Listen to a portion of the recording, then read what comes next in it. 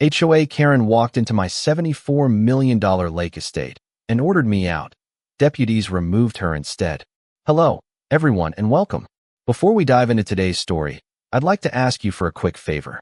If you enjoy our content, please subscribe to the channel and click the notification bell so you'll always be the first to know when we upload a new video.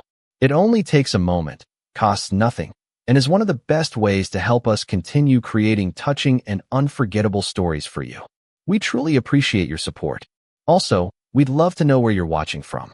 Share your city or country in the comments below so we can say hello to viewers from around the world. Thank you so much for being here. Now, without further ado, let's return to our main character and begin today's story. The moment someone tells you to leave your own home, they'd better be absolutely certain it isn't yours. The first thing I noticed that morning wasn't the view. It was the sound. High heels clicking across the natural limestone path that led from my front gate toward the lake, sharp and confident like someone walking into an office they owned. Then came the faint scent of expensive perfume drifting across the cool morning air, oddly out of place against the smell of fresh-cut grass, cedar trees, and clean lake water. I looked up from my coffee and watched a white SUV stop outside my entrance before the driver's door swung open. A woman stepped out without the slightest hesitation, dressed in spotless white slacks, oversized sunglasses, and carrying a leather portfolio under one arm as if she were arriving to conduct official business. Two men wearing matching HOA board polos hurried behind her with clipboards already in hand. They never paused at the gate.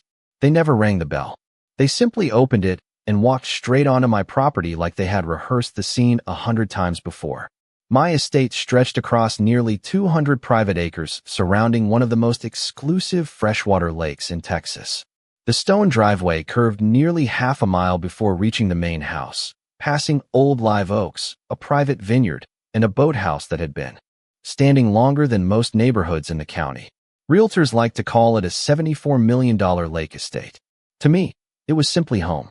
Every dock, every trail, every weathered fence post carried memories worth more than any appraisal. I set my coffee mug on the porch railing and watched the three strangers continue walking toward me without slowing down. The woman removed her sunglasses and smiled with the practiced confidence of someone accustomed to winning arguments before they even began. "You must be the caretaker," she said. "I'm Karen Whitmore, president of the Willow Lake Estates Homeowners Association." She extended her hand. I never reached for it. Her smile tightened almost imperceptibly before she glanced around the property, as though evaluating merchandise she planned to acquire. "I'm here to inform you that you're occupying HOA-controlled property without authorization." I honestly thought I had misunderstood her. Maybe she had confused my address with another estate farther down the shoreline. Maybe this was some paperwork mistake. But then she looked directly at me and pointed toward my front porch. "I'd like you to gather your personal belongings and leave immediately. Deputies are already on their way to supervise the removal process." The only sounds for several seconds were waves tapping softly against the dock below the hill and a distant boat engine somewhere across the lake. Even the mockingbirds seemed quieter than usual. One of the board members unfolded several documents and began taking photographs of my house, while the other measured the front steps with a laser device, as though preparing an inspection report. Karen folded her arms and waited for panic. She expected shouting. She expected excuses. She expected fear. Instead, I simply looked at her, then at the patrol vehicles slowly turning through my front gate in the distance.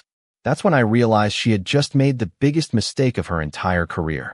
I did not inherit this place because someone handed me a lucky ticket. Every stone beneath Karen Whitmore's polished shoes had been earned long before I ever signed my name to the deed.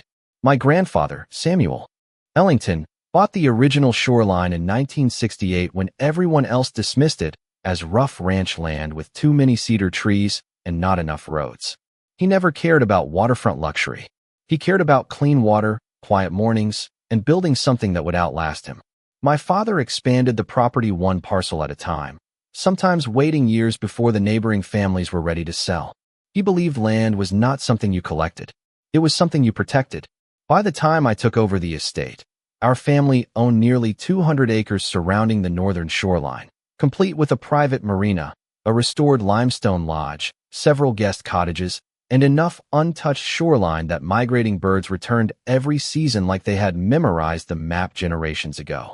The newspapers loved talking about the $74 million valuation after a luxury real estate magazine featured the estate on its cover. They photographed the infinity pool overlooking the lake, the handcrafted timber beams inside the great room, and the antique Chris Craft boat tied to the cedar dock every summer.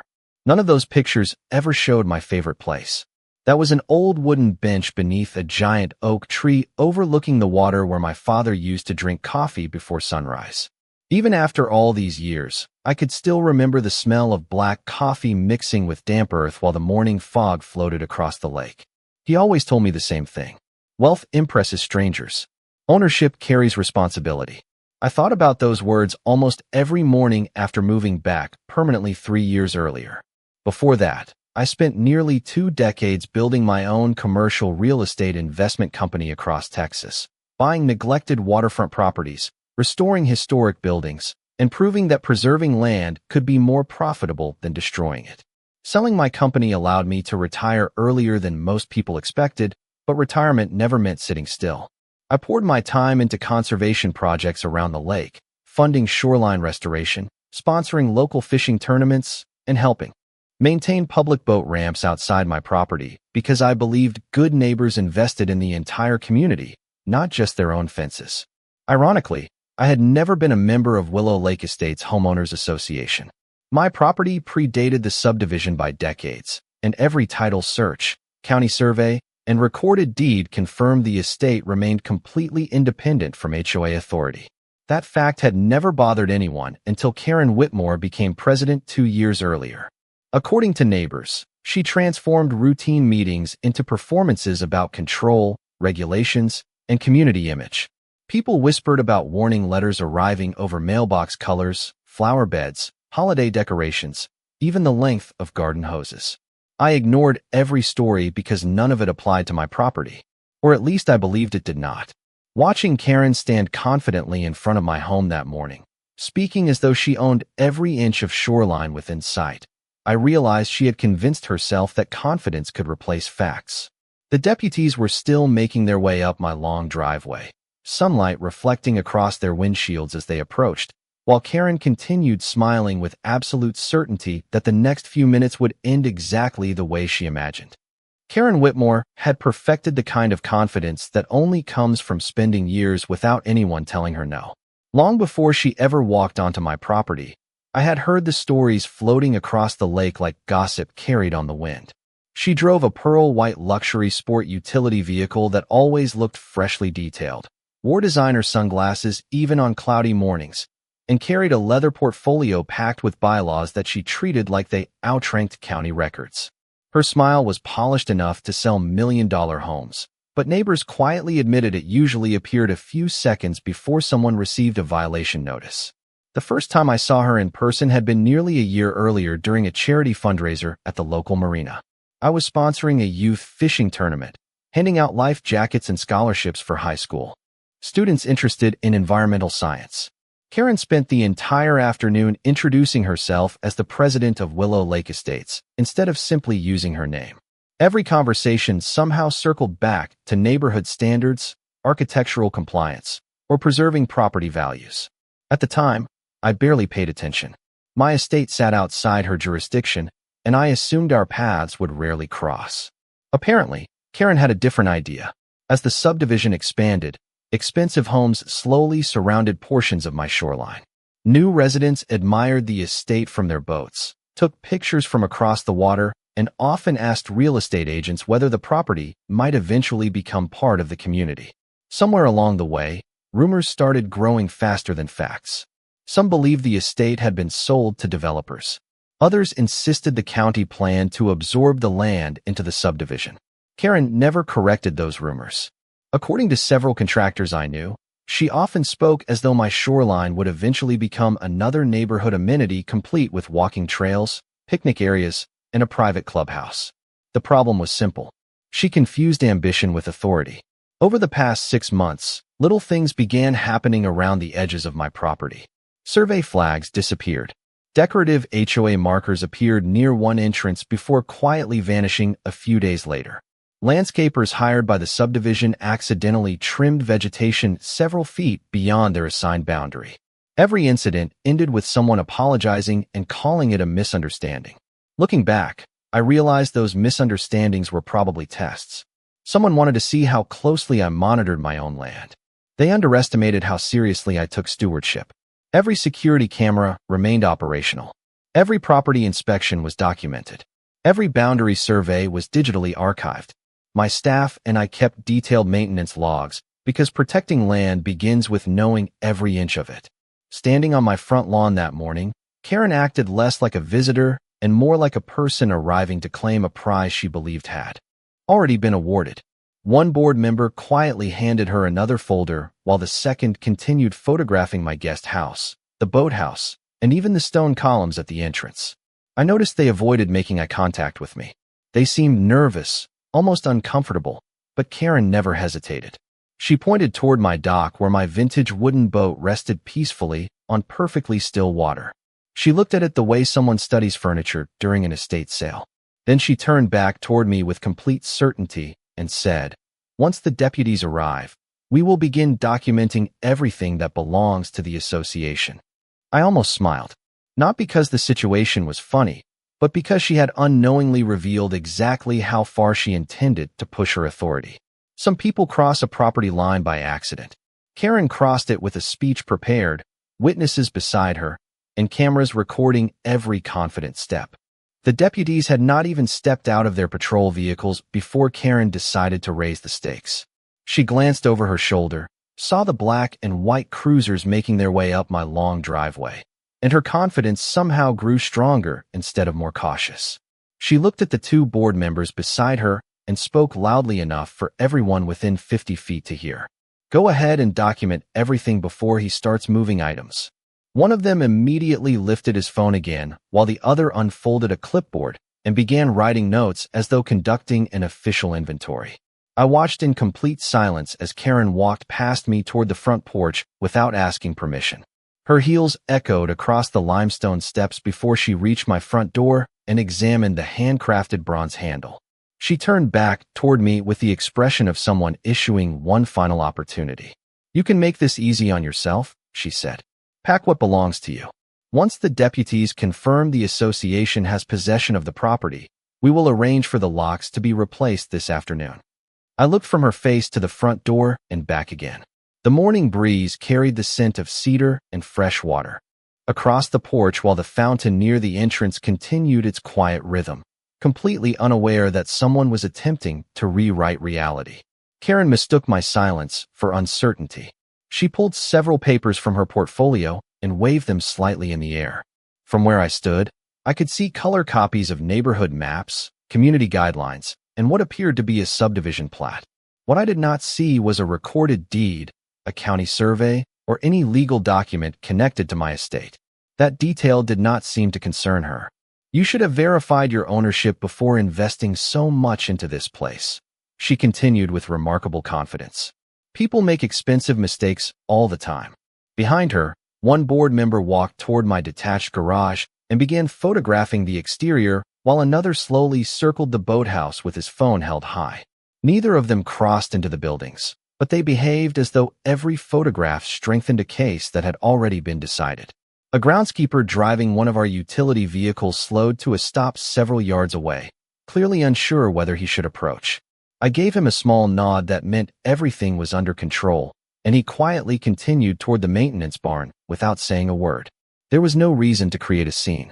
The truth did not become stronger simply because people argued louder. Karen took another step toward me and pointed back toward the driveway where the patrol vehicles had finally come to a stop. "When the deputies speak with you," she said, "I recommend cooperating. Refusing to leave will only complicate matters." I noticed she never once asked my name after introducing herself. She never asked how long I had lived there. She never wondered why the county tax records listed a completely different legal description from the subdivision behind her. She had built an entire conclusion before gathering a single fact. The deputies opened their vehicle doors, adjusted their duty belts, and began walking calmly toward the front lawn. Karen straightened her jacket, smoothed the papers in her portfolio, and smiled with the satisfaction of someone expecting validation within the next few minutes. I remained exactly where I was, one hand resting lightly on the porch railing, listening to the gentle waves touch the shoreline below, knowing that sometimes the most powerful response is allowing confidence built on assumptions to meet reality without interruption. I slipped my phone into my jacket pocket without unlocking the screen. There was no need to wave documents in the air or interrupt anyone before they had finished revealing exactly what they intended to do. The deputies walked at an unhurried pace across the front lawn, taking in the long driveway, the stone house, the dock stretching into the calm water, and the three people already waiting for them with surprising confidence. Karen raised one hand before either deputy could speak. "Officers, thank you for coming. We have an unauthorized occupant refusing to vacate association property." She delivered the sentence as though reading from a prepared script. One deputy nodded politely, but did not respond immediately. Instead, he glanced toward me. "Good morning, sir." "Morning," I answered with a small smile. Karen stepped forward again before another word could be exchanged. "We have already explained the situation to him. He simply will not cooperate." I noticed the younger deputy quietly looking around the estate instead of focusing on Karen. His eyes lingered on the bronze historical marker mounted near the entrance gate, then on the engraved limestone sign displaying the Ellington family name that had stood there for decades. He did not say anything, but he noticed details. Good deputies usually did. Karen continued speaking without taking a breath.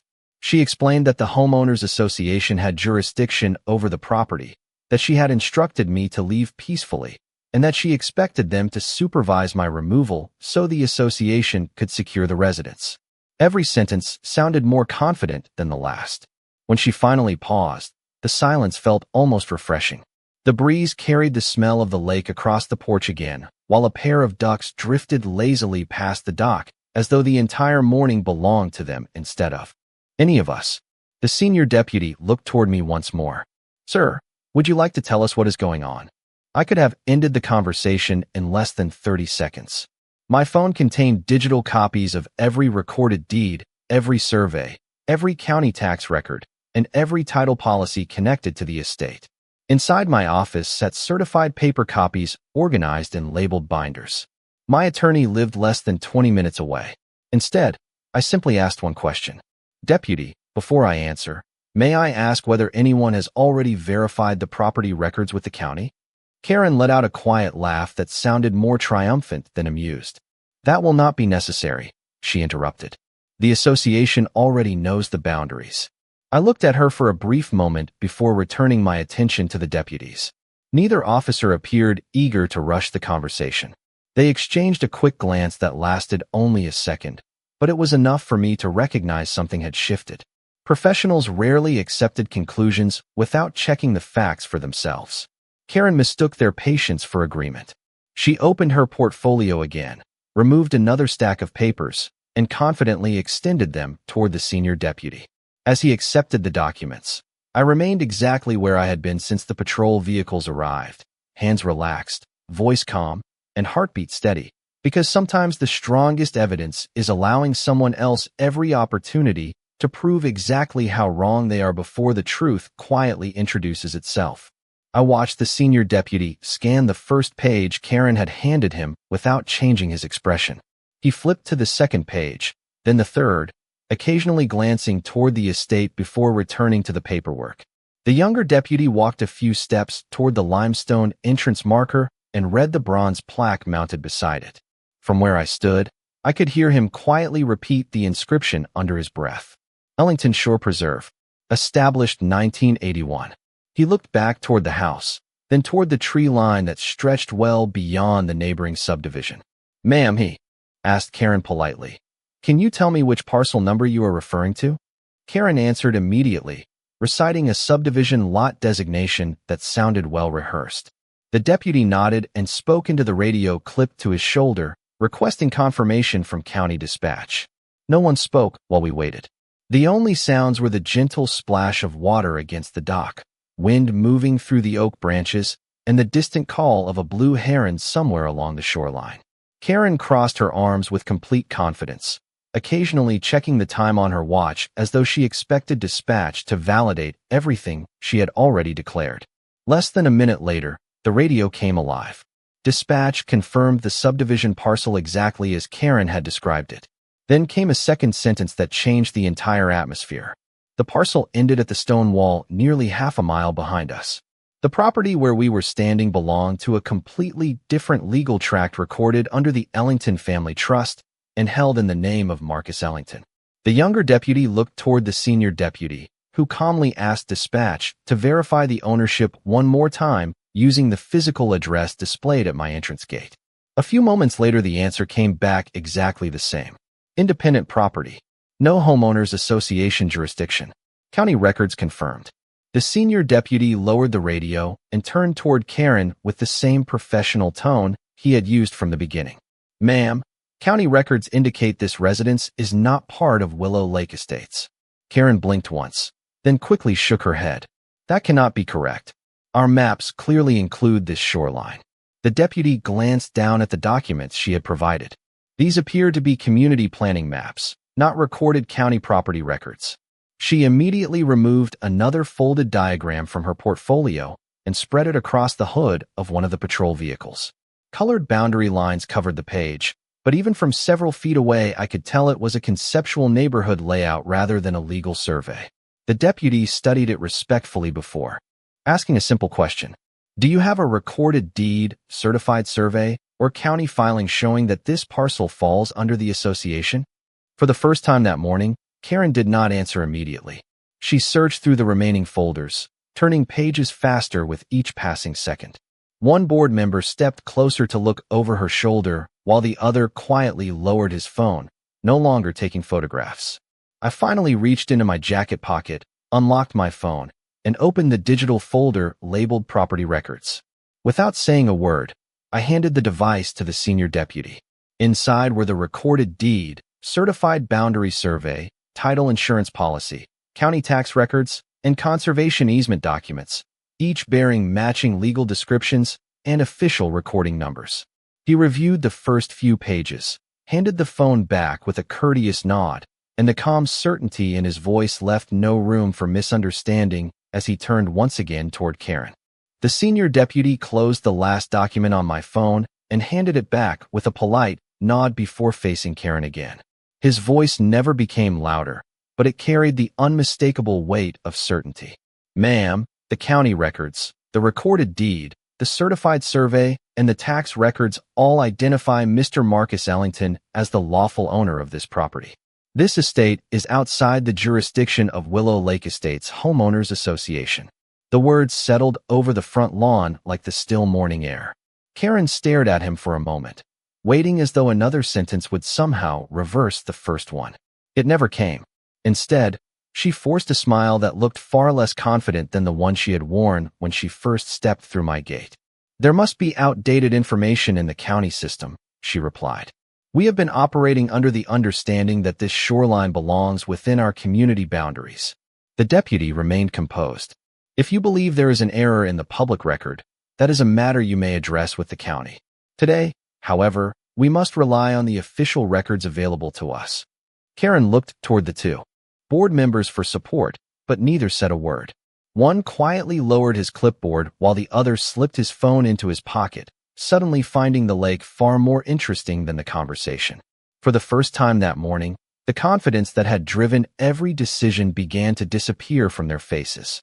Karen tried one final approach. She pointed toward the maps spread across the patrol vehicle and insisted that years of planning meetings, architectural drawings, and association documents proved her position. The senior deputy listened respectfully before answering with remarkable patience. "Planning documents do not change property ownership. Recorded legal documents do." There was no frustration in his voice, only facts. He then looked directly at Karen and continued. "Because this property is privately owned and outside the association, you do not have authority to order the owner to leave or to direct activity here." The younger deputy stepped forward just enough to make the situation unmistakably clear. "At this point, we need everyone who is not authorized by the owner to leave the property." The sentence hung in the air for several long seconds. Karen blinked twice, almost as if she had not heard it correctly. "Are you asking me to leave?" she said quietly. "Yes, ma'am," the deputy answered. "Mr. Ellington has the right to determine who remains on his property. Unless he invites you to stay, we need you and the other individuals with you to exit the premises." I remained exactly where I was, saying nothing. There was no satisfaction in humiliating someone. The facts had already spoken more clearly than I ever could.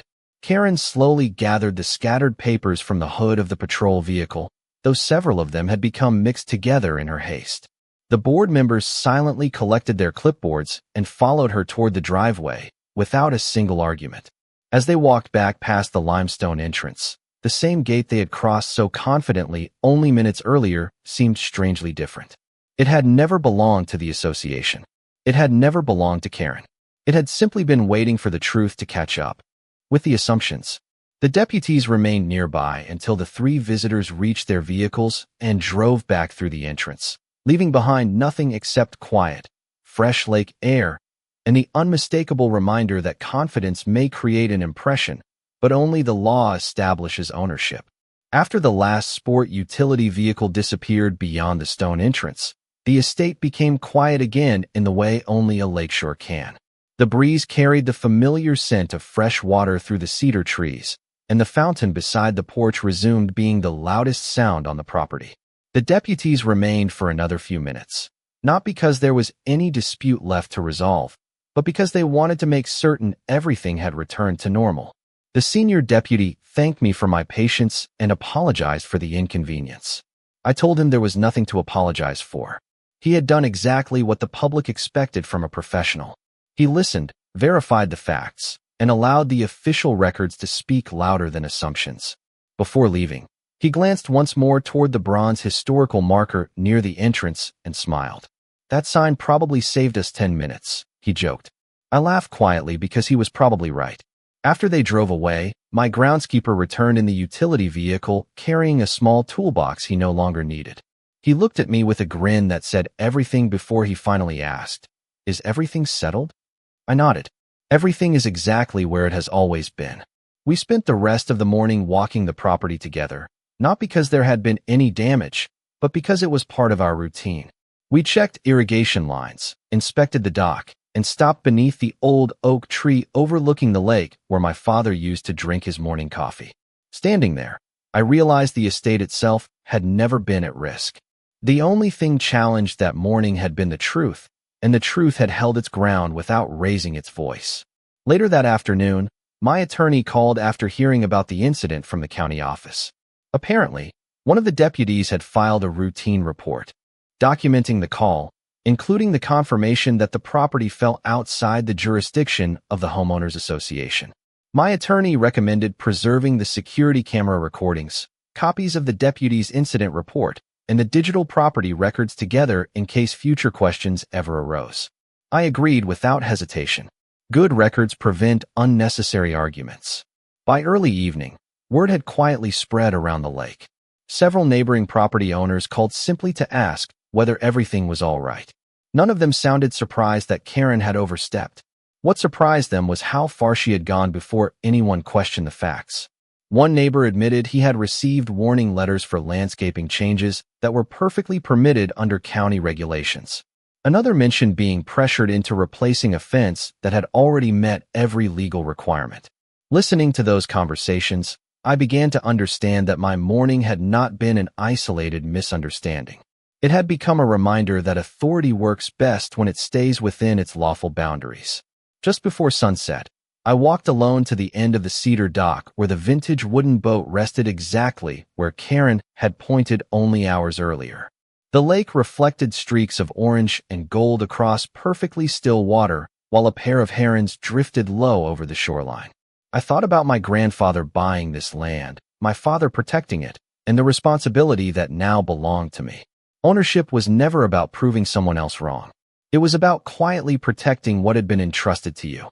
As the last light settled across the water, I looked back toward the stone entrance where the gate stood exactly as it had that morning, unchanged, unmoved, and supported by the same recorded facts that had always been there for anyone willing to look before making demands. The next morning, I followed the same routine I had followed for years. I carried a mug of black coffee onto the porch just before sunrise and listened as the first birds greeted the day from the tops of the old live oaks. The lake was perfectly calm, reflecting the pale orange sky so clearly that the shoreline almost disappeared into its own mirror image. Nothing about the estate had changed overnight, yet somehow everything felt different. Not because the property was more secure than it had been the day before, but because the truth had been publicly affirmed by the people responsible for protecting it. The stone gate remained exactly where my grandfather had built it. The cedar dock stretched into the same quiet water where my father had taught me to fish as a boy. The bronze historical markers still greeted every visitor before they reached the driveway. Those details had always been there. The only thing that changed was that someone finally took the time to verify them before making another decision. A few days later, my attorney forwarded me a letter confirming that the incident report had been completed and filed with the county. It documented that the responding deputies had verified the recorded deed, the certified survey, and the official property records before resolving the situation. He advised me to keep copies with the rest of the estate documents, not because he expected another confrontation, but because careful preparation often prevents future misunderstandings. I placed the letter into the same fireproof cabinet that already held decades of deeds, surveys, conservation agreements, and family records. Looking at those folders, I realized they represented far more than legal paperwork. They were the written history of every promise my family had made to protect this land. Over the following weeks, several neighbors stopped by, some by truck, others by boat, simply to introduce themselves or to thank me for remaining calm throughout the situation.